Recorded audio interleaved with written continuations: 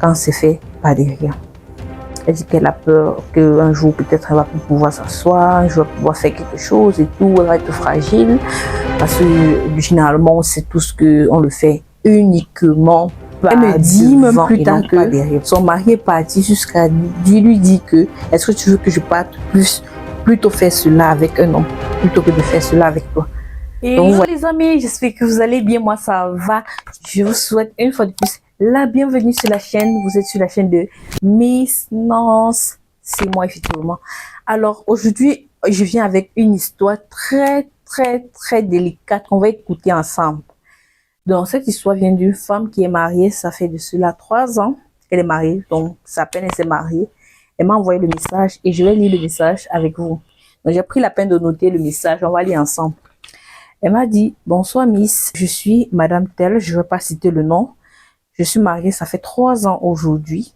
Et mon mari, ça fait 2 ans exactement. Donc, première année est passée. Ça fait 2 ans exactement. Mon mari me demande qu'il veut faire par derrière. Que faire? J'ai essayé de le tourner, essayer de tourner. Ça fait 2 ans aujourd'hui, mais il insiste qu'il veut le faire par derrière. Un jour, donc, un soir, il a insisté au point où j'ai dit, si c'est ça, on arrête et tout. Mais après, j'ai eu mal, je suis revenue vers lui, j'ai dit, je m'excuse, je vais essayer de voir comment est-ce qu'on peut faire. Du coup, je ne sais pas si je peux le faire parce que j'ai suivi partout, on dit, le faire va donner une addiction et à un moment, le mec, lui, va toujours aimer et ça va détruire la femme. J'ai peur que ça me détruise. J'ai peur qu'à la longue, j'ai mal. J'ai peur qu'un jour, je ne parviens pas à m'asseoir à cause de ça. S'il te plaît, j'ai besoin de tes conseils. Mes amis, je vais récapituler parce que parfois quand je lis, je ne suis pas sûre si vous écoutez correctement ce que je dis. Alors, c'est l'histoire d'une femme qui est mariée. Ça fait 3 ans aujourd'hui et son mari demande par derrière. Ça fait 2 ans exactement après le mariage. La question que moi j'ai posée, c'est est-ce que avant le mariage, ton mari, lui, il avait demandé?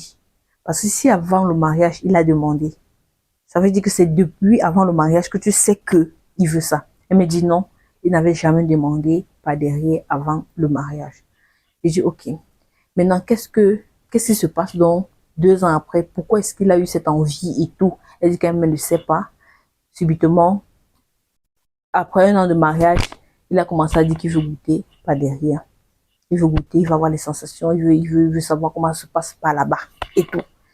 Elle a peur de le faire parce qu'elle écoute partout où on dit fais pas derrière, c'est comme être ceci, cela. Vous-même, vous savez tout ce qu'on se dit quand c'est fait par derrière. Elle dit qu'elle a peur qu'un jour peut-être elle va plus pouvoir s'asseoir, un jour elle va pouvoir faire quelque chose et tout, elle va être fragile parce que généralement c'est tout ce qu'on le fait uniquement par devant. Même si c'est ton mari, on ne peut pas te forcer de faire quelque chose que tu ne veux pas faire. Parce qu'elle me dit même plus tard que son mari est parti jusqu'à lui dire que est-ce que tu veux que je parte plutôt faire cela avec un homme plutôt que de faire cela avec toi. Donc vous voyez les intentions du monsieur. Donc ça veut dire que si sa femme insiste dans le refus, lui il va aller voir les woubies pour faire là-bas. Donc, ça veut dire que son plaisir de le faire là-bas, là, ce n'est même pas seulement au niveau de satisfaire sa femme ou bien satisfaire ses envies avec sa femme, mais c'est à un niveau où il commence par les menaces. Et elle a peur donc que son mari se retrouve dans ce côté-là.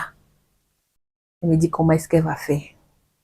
Moi, je dis déjà, on ne peut pas te forcer de faire quelque chose que tu ne veux pas faire. Vraiment pas.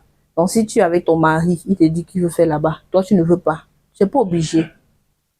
Ne cherchez pas à vouloir conserver la relation, accepter certaines choses que demain vous allez regretter. Que ce soit la relation de couple, mariage. Vous allez voir même les jeunes filles d'aujourd'hui. Le gars va dire que non, si tu veux pas faire par derrière, tu laisses. Peut-être la fille parce qu'elle veut conserver la relation, elle va dire non, mon bébé, mon ceci, mon cela, elle va le faire.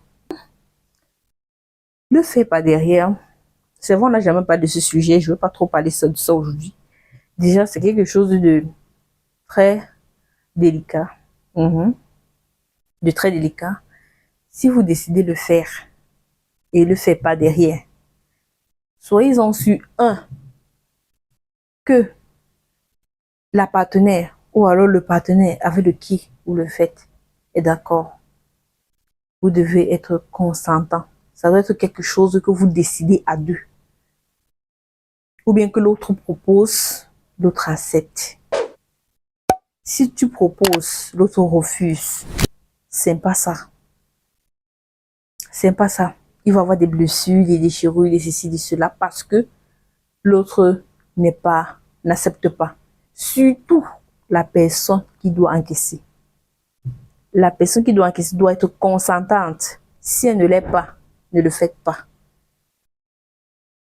Si elle ne l'est pas, ne le faites pas. C'est pour ça que j'ai dit à la femme, si tu n'es pas prête à accepter, n'accepte pas. Même si ça prend 2 ans, 3 ans, 4 ans, 5 ans, n'accepte pas.